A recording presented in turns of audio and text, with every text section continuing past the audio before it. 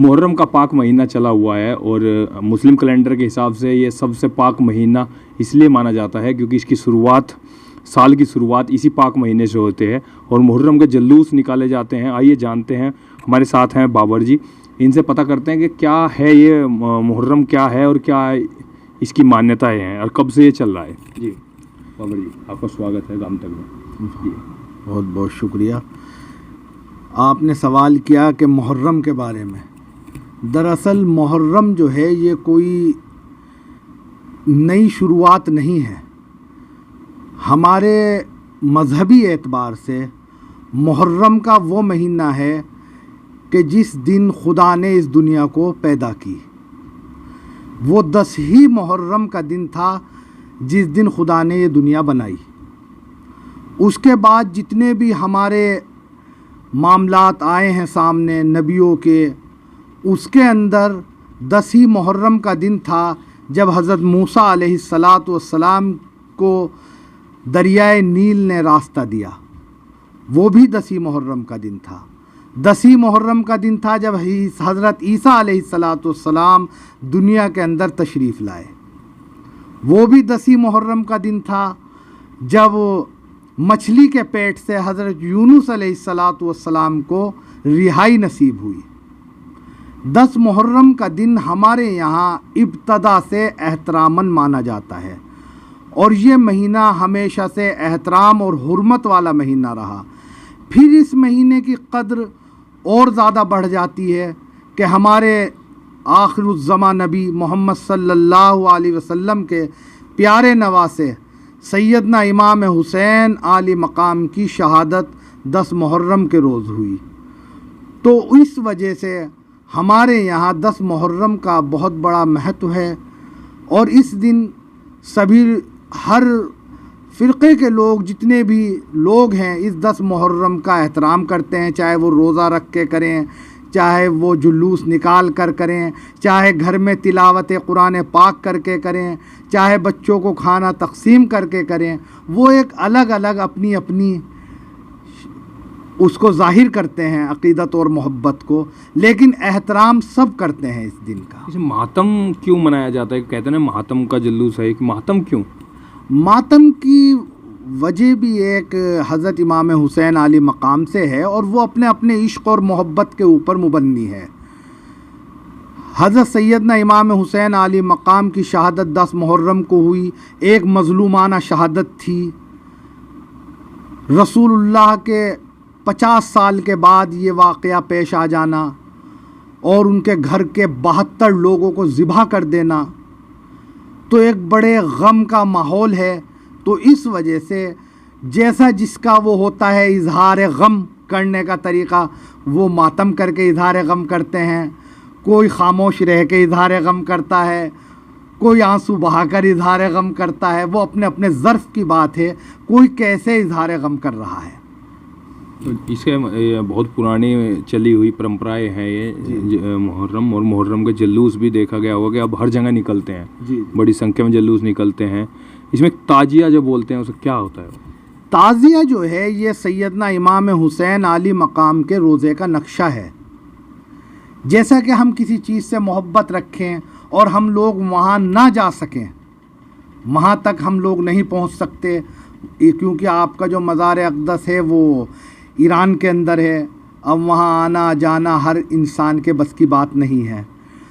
तो उस याद को ताज़ा करने के लिए यहाँ पर उनके रोज़े का नक्शा बनाकर रखा जाता है, जिसको देखकर आदमी के भाई ये हज़रत इमाम हुसैन आली मकाम का रोज़ा है और वो याद ताज़ा करते हैं उस चीज़ से। तो ये जो मुहर्रम का महीना है, पाक महीना है, इसमें क्या क्या चीज़ें हैं जो एक सच्चे मुसलमान को करनी चाहिए और क्या चीज़ें हैं जिनसे बचना चाहिए? देखो, इसी महीने में नहीं, जो बुराइयां हैं उन बुराइयों से बचने का हमेशा हुक्म आता है। झूठ बोलना, गीबत करना, चुगली करना, हराम खोरी करना, ज़िना करना, किसी का हक मारना, तो ये चीज़ें हर इंसान के ऊपर हर वक्त ज़रूरी है कि उन चीज़ों से बचे। हाँ, अलबत्ता इस महीने में एक हुर्मत और बरकत वाला महीना है, तो ज़्यादा से ज़्यादा जद्दोजहद और कोशिश करनी चाहिए कि हम अपने इन गुनाहों से तौबा भी करें और जो हमारे बुज़ुर्गों ने कुर्बानियाँ दी हैं उनकी कुर्बानियों को याद करके सच्चाई का साथ दें, क्योंकि उन्होंने सच्चाई के ऊपर वो फरमाया, हज़रत ख्वाजा मोइनुद्दीन हसन संजरी रहमतुल्लाह अलैह ने, शाह अस्त हुसैन, शाह हैं हुसैन, बादशाह अस्त हुसैन, बादशाह हैं हुसैन, दीन अस्त हुसैन, दीन है हुसैन, दीन पनाह अस्त हुसैन, दीन को पनाह देने वाला है हुसैन, सरदाद नदस दर दस्ते यजीद, सर दे दिया हाथ नहीं दिया यजीद के हाथ में, हक्का के बिना इला इलाहा अस्त हुसैन, कलमाए शहादत की को कायम रखने वाला हक के साथ है हुसैन। तो आपने अपना हाथ नहीं दिया बुराई के हाथ में, अपना सर देना पसंद किया, तो बुराई के आगे न झुकने की सबसे पहले तालीम देता है हमें मुहर्रम, कि हम बुराई के आगे न झुकें। मुहर्रम की अगर बात करें तो मुहर्रम में बताया जाता है कि महिला शामिल नहीं होती। क्या महिला को क्या करना चाहिए उस दिन, मुहर्रम के दिन, और क्यों वो शामिल नहीं हो पाती? मुहर्रम के महीने में शामिल होना या ना होना, दरअसल महिलाओं के लिए जो हुक्म है वो पर्दे का हुक्म है कि वो पर्दे में रहें। तो ऐसा नहीं है कि वो शामिल नहीं हों, वो गम हुसैन में भी शामिल हों, नज़र व नियाज़ में भी शामिल हों, अपने घरों के अंदर रहकर शामिल हों, ना कि सड़कों पे उतर कर शामिल हों। इस चीज़ के लिए मना किया जाता है, रोका जाता है कि सड़कों पे ना उतरें महिलाएं। हाँ, घर में रह के गम हुसैन में भी शामिल रहें, नज़र व नियाज़ में भी शामिल रहें, कुरान पाक की तिलावत भी करें, इसाले सवाब भी करें, दुआएं भी करें, उस सब में वो शामिल रहती हैं, बराबर की शामिल रहती हैं। एक वक्त था पुराने वक्त में जब मुहर्रम के जुलूस निकलते तो छोटे छोटे ताजिया हुआ करते थे, थोड़ी सी भीड़ हुआ करती थी। अब धीरे धीरे भीड़ भी बढ़ रहे हैं, ताजिया देखे होंगे आपने, बहुत ऊंचे ऊंचे लेवल के ताजिया, जिसकी वजह से इस बार कुछ दुर्घटनाएं भी हुई है, कई जगह हादसे भी हुए हैं, मौत तक हुई है। तो ये ताजिए का जो साइज़ बढ़ा रहे हैं, इसको लेकर आप क्या कहना चाह रहे हो कि सुरक्षा भी कहीं ना कहीं देखना है, बहुत ज़रूरी है? बहुत ज़रूरी है, ऐसा नहीं है। हमें इंसानियत सबसे बड़ा मज़हब है। अगर किसी चीज़ से इंसानियत को तकलीफ़ पहुंचती हो तो उस चीज़ को समेट लेना ज़रूरी है ना। इस बार बहुत हादसे हुए हैं, आपने देखा होंगे, तारों से ताजिया टकराए गए और बहुत लोगों की मौत हुई है। जिस चीज़ से भी इंसानियत को नुकसान पहुंचता हो, हमें चाहिए कि उस चीज़ को समेटें और उसको दायरे के अंदर लेकर आएं। मना ये नहीं कि आप ना करो, इस चीज़ से रोकना एक अलग मैटर है, लेकिन हाँ कि इतना बड़ा बना लेना कि जिससे कि इंसानियत को तकलीफ़ पहुँचे, प्रशासन भी उससे परेशान हो, बिजली के तारों में कहीं लगने का ख़तरा हो। हाँ, अलबत्ता ये है कि जितना आम तौर से बनता है और बनाते बुज़ुर्ग चले आए हैं, तो हमें चाहिए कि अपने बुज़ुर्गों के तरीक़े पर कायम रहें। जिस सादगी के साथ उन्होंने ये काम अंजाम दिए हैं, उसी सादगी के साथ हमें भी देने चाहिए। धर्म कोई भी हो और परंपराएं कोई भी हो, जैसी नई पीढ़ी आ रही है तो उसमें थोड़ा थोड़ा चेंज होता जा रहा है। जो सादगी हर धर्म, हिंदू, मुस्लिम, सिख, ईसाइयों में जो सादगी धार्मिक कार्यक्रमों में पहले हुआ करती थी, वो सादगी अब नहीं दिखाई देती। थोड़ा हाईटेक होता जा रहा है हर धार्मिक कार्यक्रम, चाहे वो हिंदू का हो, मुसलमान का हो या सिख का हो। तो वही चीज़ें मुस्लिम धर्म में भी दिखाई दे रही है, थोड़ा हाईटेक होते जा रहे हैं। तो धार्मिक जो कार्यक्रम है उनका हाईटेक होना नई पीढ़ी के साथ, तो कहाँ तक आप इसको सही मानते हैं? देखो, वक्त के एतबार से तब्दीलियाँ तो आती रहती हैं, हर चीज़ में तब्दीली आती है वक्त के एतबार से। पहले इंसान कैसा लिबास पहनता था, आज कैसा लिबास पहनता है, रहन सहन, चलन ढलन, हर चीज़ में तब्दीली आती है। लेकिन फिर भी हमें चाहिए कि सादगी के साथ रहें और कोशिश करें कि अपने बुज़ुर्गों के तरीक़े पर ही ज़िंदगी गुजारें।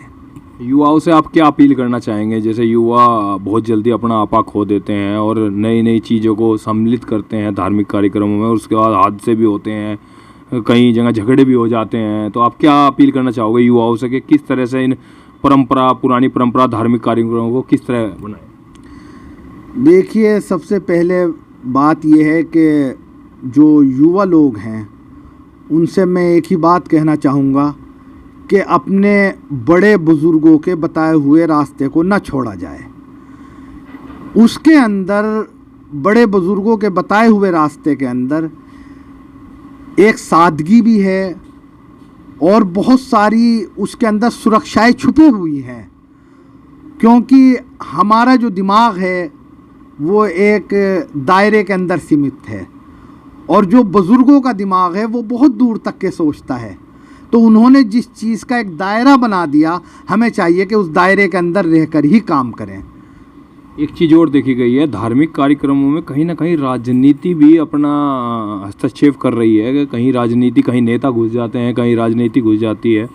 तो वो चीज़ें जो राजनीतिक लोग हैं उनका शामिल होना, मैं गलत नहीं बता रहा हूँ, लेकिन जो कोई धार्मिक परंपराएं हैं उन्हें तोड़कर शामिल होना कहीं ना कहीं गलत है। जैसे कल इकरा हसन ने मुहर्रम का उद्घाटन किया, तो ठीक है वो राजनेता हैं, उन्हें राजनीति करनी है, लेकिन कहीं ना कहीं अगर वो धर्म में कहीं ना कहीं वो चीज़ नहीं मान्य है तो उन्हें उनसे बचना चाहिए या नहीं बचना चाहिए? देखो जी, बात यह है, हर इंसान को अपने ऊपर इख्तियार होता है, हर इंसान को अपना अपना इख्तियार होता है और वो भी इंसान है।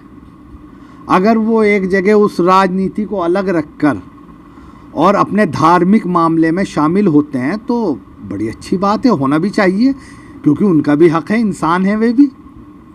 तो आपको क्या मतलब क्या है कि राजनीति को और धार्मिक दोनों चीज़ों को अलग रखना चाहिए? धर्म के किसी भी कार्य में, किसी भी जाति बिरादरी का धर्म हो, किसी भी धर्म का कोई कार्यक्रम हो, उसे राजनीति से दूर रखना चाहिए। हकीकत तो यही है। राजनीति और मज़हब, राजनीति एक अपनी जगह है, वो भी एक मकाम रखती है, ऐसा नहीं है, क्योंकि उससे भी एक निज़ाम चलता है, राजनीति से भी देश चल रहा है। अगर राजनीति ना हो तो हमारे देश का निज़ाम क्या रहे? वो एक अपनी जगह है राजनीति। राजनीति के अंदर रहकर भी धार्मिक एहतरामात करने और सब धर्मों का एहतराम करना, ये राजनेताओं के लिए ज़रूरी है कि वो सब धर्मों का यकसा एहतराम करें। तो एक आखिरी बात जो आप कहना चाहोगे, दर्शकों को बताना चाहोगे कि धर्म, मुस्लिम धर्म में क्या चीज़ें हैं जो आप युवाओं से अपील करना चाहोगे? देखिए, हमारे मुस्लिम धर्म के अंदर सबसे पहले जो है वो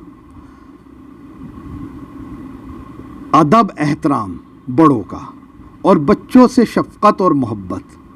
बड़ों का अदब एहतराम और बच्चों से मोहब्बत ईमान का जुज़ है, क्योंकि जब तक बड़ों का अदब एहतराम नहीं होगा और बच्चों से मोहब्बत नहीं होगी तो इंसानियत कायम नहीं होगी, और जब इंसानियत कायम नहीं होगी, चाहे जितना बड़ा धार्मिक बनता हो कोई, अपने को ये कहे कि मैं धार्मिक हूँ, और इंसानियत उसके अंदर नहीं है, क्योंकि धर्म जो है वो इंसानियत सिखाता है सबसे पहले।